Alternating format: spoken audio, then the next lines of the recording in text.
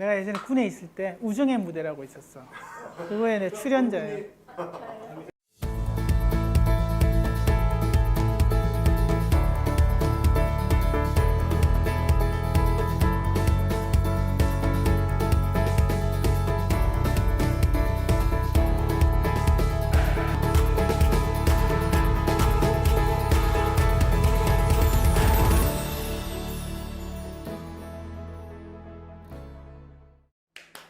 네, 반갑습니다. 방금 소개받은 최형우 교수입니다. 이 강의 들어가기 전에 한 학생이 그런 말씀을 하셨는데 10년 후에 과연 일자리는 있을까요? 과연 우리는 뭘 하며 살아야 될까요? 이제 그러면서 이제 인공지능이 늘어나면 매일 나오는 질문들입니다. 여기에서 우리는 일반적으로 인공지능을 바라보는 관점이 한 세 가지 있을 것 같아요. 하나는 소비자 관점이죠. 소비자라는 것은 내가 인공지능을 통해 실이나 뭐 이런 기타 등등을 통해서 편의적인 것들을 쓰는 사람으로서 있는 그런 관점이 있고요. 또 하나는 여기에 계신 많은 분들은 이런 종사하는 인더스트리에 이걸 어떻게 적용해서 타사보다 더 좋은 가치를 소비자한테 줄 것인가 라고 바라보는 산업의 관점이 있을 거고요. 정부 관점에서 또 향후 이제 어떻게 보면은 사회적 관점에서 인공지능 시대에 일자리는 어떻게 만들어질 거고 사람들은 어떤 혜택과 더 많은 어떤 가능성들 또 인더스트리의 고도화를 어떻게 할 것인가 이런 정책을 다루시는 분도 있을 것 같아요. 좀 더 이제 아마 우리 학생들이 뭐 몸담고 계시거나 또 향후 이제 진행하게 될 인더스트리 관련된 쪽으로 많은 말씀을 드릴 겁니다. 그래서 이런 디지털 비즈니스가 전체적으로 어떻게 흐름을 이어왔는지를 좀 이해하면 AI가 앞으로 어떤 인더스트리에 임팩이 있고 의미가 있는지를 이해할 수 있지 않을까 싶어서 잘 아시겠지만 최근에 제4차 산업혁명 이런 말 많이 들었죠, 그죠? 그럼 1차는 뭐고 2차는 뭐고 3차는 뭐고 뭐 잘 아시겠지만 1차 산업혁명은 전기기관이라는 어떤 대표 그 다음에 전기의 어떤 대량 생산이 2차 산업혁명이라고 부르기도 하고요. 그리고 컴퓨터나 네트워크에 의해서 정보의 어떤 산업혁명이 3차 혁명이라고 부르고 최근에 이런 어떤 인공지능, 그 다음에 바이오 혁신 이런 걸 통해 가지고 새로운 어떤 혁신과 인간의 어떤 생활 패턴의 변화를 불러일으켰다 그래서 4차 산업이라고 부르기도 합니다. 변화는요, 기쁘고 편해지기도 하지만요, 때로는 슬프기도 하고요, 그리고 두렵기도 합니다. 이제 그런 부분들을 우리는 어떻게 슬기롭게 극복하고 이겨내고 활용할 것인가? 그게 이제 비즈니스를 리딩하는 사람들이 갖는 자세라고 저는 생각을 해요. 여러분 요즘에 이제 5G 쓰잖아요. 그러면은 3G, 4G는 들어보셨죠, 그죠? 하드웨어, 소프트웨어가 전반적으로 멀티미디어로 지금 컨버전스 되고 있다. 여기에서 이제 스마트함이 나오는 거죠, 그죠? 여기에 또 AI가 가미됩니다. 디지털 미디어에서 이 룰 브레이크라는 용어를 들어보셨어요? 룰 브레이커? 비즈니스의 룰을 파괴한 사람들. 근데 이 파괴를 함으로써 새로운 혁신이 일어나는 겁니다. 여기에 맨 처음에 있는 이제 마이크로소프트가 룰 브레이커라고 했는데요. IBM 사람들은 어떻게 이 비싼 컴퓨터가 개인들이 가질 수 있을까? 불가능할 거야. 그래서 퍼스널 컴퓨터는 굉장히 소수의 집단들만 사용할 거라고 예측을 했습니다. 근데 마이크로소프트에서요, 어떻게 생각해요? 앞으로 퍼스널 컴퓨터 시대가 올 거다. 도스를 IBM에서 마이크로소프트에 외주를 줘요. 우리는 앞으로 퍼스널 컴퓨터 개발하기 힘들어. 너희들이 해. 그래서 그걸 기반으로 해서요, 마이크로소프트가 세계 1등 기업으로 변화합니다. 이걸 우리는 룰 브레이크라고 부릅니다. 기존의 메인프레임 시대, 메인프레임 컴퓨터 시대를 퍼스널 컴퓨터 시대로 열어놓은 구글은 서치라고 하는 이 인더스트리는 사실 야후라는 회사에서 먼저 시작을 했는데 웹 크롤 엔진을 기반으로 하고 있는 서치 엔진을 자체적으로 개발하지 않고 야후에서는 구글에 외주를 줘요. 그래서 서치 엔진의 1등이었던 구글이 전 세계를 석권합니다. 앞으로도 계속해서 새로운 룰 브레이커들이 나올 거예요. 한국도 사실은 네이버가 룰 브레이커 역할을 했고요. 또 카카오가 룰 브레이커 역할을 하고 있다고 생각합니다. 이 디지털 콘텐츠 서비스에서 룰 브레이커들이 있습니다. 아까 제가 잠깐 말씀드렸던 카카오. 전 국민이 소통을 하는 어떤 플랫폼을 열었다는 것은 대단한 혁신인데 그게 한 걸음 더 나와서 요즘에는 O2O라는 어떤 새로운 인더스트리를 열었죠. 그래서 카카오를 통해서 예약을 한다든가 뭐 머리 헤어 샵을 예약한다든지 자동 택시를 예약한다든지 최근에 이제 네이버의 스마트 스토어 네이버 쇼핑 스마트 스토어가 쇼핑 업체인가요? 근데 네이버는 자기들은 쇼핑 업체가 아니라고 그럽니다. 자기들은 단순한 중개 업체라고 이야기를 합니다. 그러면서 실제적으로는 네이버 쇼핑이 우리나라 온라인 쇼핑의 1등이에요. 그래서 컨텐츠에서도 룰 브레이커들이 나타나고 있다. 디지털 카메라 여러분들 쓰신 분들 있으세요? 디지털 카메라 써봤어요? 그래도 여기 있는 분들은 조금 좀 연배가 좀 되시네. 이런 디지털 카메라 또 그걸 가지고 인한 이런 시대에서 이제는 이제 인스타그램 또 뭐 사진 촬영이나 이런 것들도 다 그냥 폰으로 처리하는 그런 시대가 돼가지고 그죠? 요즘에는 이렇게 돌아가신 분들도 홀로그램을 끄집어내요. 과거의 영상. 그것도 최근에 아티스트와 과거의 아티스트가 협업하는 형태. 심지어는 최근에는 목소리나 이런 부분도 복원해서요. 돌아가신 분이 신곡을 발표하기도 하고. 어마어마한 세상이 된 거예요. 그죠? 이모틀 아시나요? 영원히 죽지 않는. 우리 여기 계신 분들은 뭐 Y세대 정도 되겠다. Z세대는 아니고 Y세대 정도 되는데 X세대요. 그래서 여러분들이 하는 이런 새로운 기술에 대한 혁신은 단순히 기술만의 변화가 아니다. 인간이 존재하고 그리고 사고하고 그리고 생활하고 그리고 의미를 느끼고 상호 교류하는 모든 부분들에 영향을 준다. 이 부분만 잘 기억하시면 좋을 것 같습니다. 요즘은 데이터 시대라 그래요. 그죠? 과거에는 데이터가 있어도 쓰지를 못한 처리를 하는 컴퓨터 용량이 안 되고 인간이 이 뇌가 처리할 수 있는 용량이 없기 때문에 아무리 데이터가 많아도 처리를 못 해냈어요. 요즘에는 양자 컴퓨터 시대잖아요. 수많은 데이터를 빨리 처리해낼 수 있잖아요. 인공지능은 데이터가 없이는 존재할 수가 없죠. 그죠?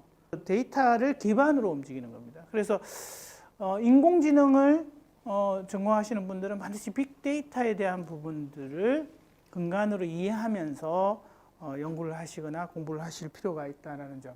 최근에 이제 이 AI하고 코로나하고 무슨 상관이 있느냐라고 뭐 말할 수 있는데요. 사실은 코로나 때문에 AI 시대가 빨리 온다고 예측을 합니다. 많은 학교들이 대면 수업이 아니라 비대면 수업을 하고 있죠. 식당도 9시 이후에는 못하게 하고만. 요즘 마스크 안 쓰면요. 지하철도 못 타요. 이 바이러스 하나가 우리의 생활의 전반을 변화를 시켰다라고 이야기를 합니다. 그래서 대부분 이제 언택 시대다, 비대면 시대다. 지금 AI의 어떤 전반적인 우리 정부는요, 국가의 예산을 엄청나게 투입해서라도 AI 경쟁력을 혁신하자. 우리 IT 강국, 대한민국을 IT 강국이라고 하는데 이제 AI 강국으로 만들겠다는 게 정부의 정책이고요. 비즈니스 관점에서는요, 수많은 지금 대형 기업들이 AI 회사들한테 투자를 합니다. 대기업들 마찬가지고 해외의 유명한 IT 기업 마찬가지고. 요즘에 유튜브 볼 줄 모르는 학생 없죠? 미래는 그렇습니다. 미래는 AI 기반으로 안 되는 업종이 없고 AI 기반으로 나한테 맞춰주는 것을 당연하게 생각하는 시대가 될 거예요. 그래서 아까 말씀드린 대로 너무 지나친 비관론도 크게 도움이 되지 않고요. 너무 지나친 낙관론도 사실은 경계를 해야 됩니다. 그게 학생들이니까 이거는 우리 일이 아니라 기성세대의 일이 아닐까. 이미 이제 정책을 담당하는. 그렇게 보지 마시고요. 여러분들이 앞으로 살아갈 시대에는 AI가 기반이 된다고 말씀드렸잖아요. 여러분이 사는 미래를 여러분들이 설계를 하는 겁니다. 존재의 이야기, 죽느냐 사느냐, 우리 셰익스피어 햄릿의 아주 유명한 대사잖아요. 과연 우리가 갖는 미래의 기술은 포지티브한 일만 있느냐, 네거티브한 일도 있죠. 근데 그 부분에서 어떤 선택을 하는 주체는 누가 돼야 되냐? 휴먼이 돼야 돼, 인간이 돼야 되고, 가상화폐가요, 한편으로는 새로운 비즈니스의 틀입니다. 환차익에 의해 가지고 리스크가 많이 일어나죠. 그런 거 하나도 없는 게 사실은 이런 가상화폐라고 이야기를 합니다. 어떻게 보면 굉장히 이상적이에요. 근데 그러한 어떤 부분에서 오히려 또 이게 굉장히 큰 투기의 요소이기도 하죠. 그죠? 그래서 돈 번 사람 이야기가 많이 나와요. 돈 잃은 사람 이야기 잘 안 나와. 유전공학 엄청난 새로운 기술이고 많은 돈이 투입이 돼요. 근데 그래서 이제 새로운 신약이 개발이 엄청나지만 또 하나는 뭐 복제 인간이든 그게 이제 윤리적으로 인간 윤리적으로 굉장히 레귤레이션과 자체적인 정화를 스스로 해내느냐에 따라서 유용성, 인간의 이모틀한 수명에 대한 연장을 만들어줄 수도 있고요. 비윤리적이고 기계적이고 삭막한 세상을 만드는 기술이 될 수도 있죠. AI도 마찬가지입니다. 인공지능, 로봇공학, 빅데이터 이런 인간을 보조하는 이러한 기술도 인간의 병을 찾아내기도 하고요. AI는 큰 하나의 파도라고 생각을 하시고 여러분들은 거기에서 서핑을 하는, 그걸 활용하고 이용하고 그리고 그걸 미래로 자기의 어떤 그걸로 소화하는 사람이 될 것인가, 아니면 싫어서 파도를 등으로 맞든지 아니면 계속해서 모래를 뿌려대는 그런 어떤 바보의 역할을 할 것인지는 정말 개인의 선택인데 우리 학생들은 똑똑하니까 그러지 않을 것 같습니다. 자, 오늘은 제가 이렇게 전반적인 이제 AI 인더스트리에 대한, 비즈니스에 대한 트렌드나 그리고 향후 미래에 예측되는 활용되는 어떤 산업을 주로 말씀을 드렸고요. 그리고 그것이 인간에게 어떻게 보면 굉장히 앞으로 유용하고 미래 필수적인 어떤 기술과 그 베이스한 어떤 서비스가 될 것이다. 그래서 여러분들이 그걸 잘 활용하는 그런 역할들을 미래에 담당을 했으면 좋겠다 라는 말씀을 끝으로 오늘 강의는 끝내도록 하겠습니다. 고맙습니다. 네, 최용희 교수님이 1시간 동안에 거의 15주 분량의 내용 다 얘기해 주셨어요. 굉장히 열띤 열강이셨고요. 여러분들 중에서 질문 있으신 분 있으면 네네, 학생. 향후 5년간 아까 자료에서도 이제 500만 명의 일자리가 없어질 수도 있다고 했는데 이제 그런 상황에서 저희가 개인적으로라든지 아니면 이제 사업적으로라든지 준비하고 대비해야 되는 게 어떤 식으로 해야 하는지 궁금합니다. AI 강의하면서 항상 나오는 질문이자 사실은 제대로 대답하기 참 어려운 질문이에요. 레벨을 둔다면 로우, 미들, 하이 레벨의 노동 강도를 분류를 했을 때 로우 레벨은 오히려 살아있을 수가 있어요. 굉장히 아주 로봇이 아무리 이렇게 해도 인간의 손으로 들어가지 안 되는 아주 로우 레벨의 정말 육체 노동에는 오히려 이 AI나 로봇이 차지하는 비중이 큰 힘을 할 때는 당연히 불도저나 이런 게 있지만 어느 정도는 제한적이고 물론 공장 자동화에 의해 가지고 그런 부분에서 오히려 이제 이런 아주 단순 육체 노동이라는 부분들은 적절하게 존재를 할 수 있는 거고요. 오히려 이 미들 클래스의 미들 레벨의 이런 노동 시장이 오히려 침해를 많이 당할 거라고 분석한 학자들도 많습니다. 그래서 이제 오히려 인간의 노동이 그러니까 이제 양극화된다. 아주 로우 레벨과 아니면 아주 하이 레벨로 나눠지고 이런 미들 클래스가 오히려 로봇과 AI가 대체할 것이다. 이렇게 보는 학자들이 많습니다. 여기에서 이제 미래학자나 어떤 학자들, 심지어는 저도 이야기하는 게 여러분들한테 권하는 게 아까 데이터를 매니지먼트 하는 사람들. 이런 일자리는 굉장히 많아질 겁니다. 회사별, 아까 고객 니즈별로 데이터 매니지먼트들이 필요로 하는 데이터 사이언스들이 필요하거든요. 또 데이터의 애그리게이터들, 데이터를 어디에서 어떻게 흩어진 데이터를 모을 것이냐, 그리고 모은 것을 어떻게 가공할 것인가에 대한 인더스트리가 또 생기게 돼 있어요. 그래서 지나친 비관론, 고용관계가 없어질 거야, 인간은 어떻게 살아, 너무 개인이 미리 걱정을 하지 마시고요. 오히려 미래가 더 밝을 것 같은 그런 업종과 그런 직종을 선택할 필요가 있습니다. 물론 여기에서는 이제 공무원이 되셔서 정책을 담당하신 분들도 있겠죠. 그럼 그때는 또 그때 나름의 해결 방안, 사회적 해결 방안을 도출을 해내야 될 거고요. 지금 우리 학생들이 준비해야 될 것은 분명히 AI가 도입이 되면 그리고 기업에서 그러한 분야에 응용될 수 있는 직종과 포지션이 찾아질 때 그럴 때 트라이얼을 해서 자기가 지금부터 쌓아나가는, 그러면 남들보다 빨리 가셔야 돼요. 지금 이쪽을 좀 더 공부하시고 준비하는 그런 자세가 필요하지 않을까.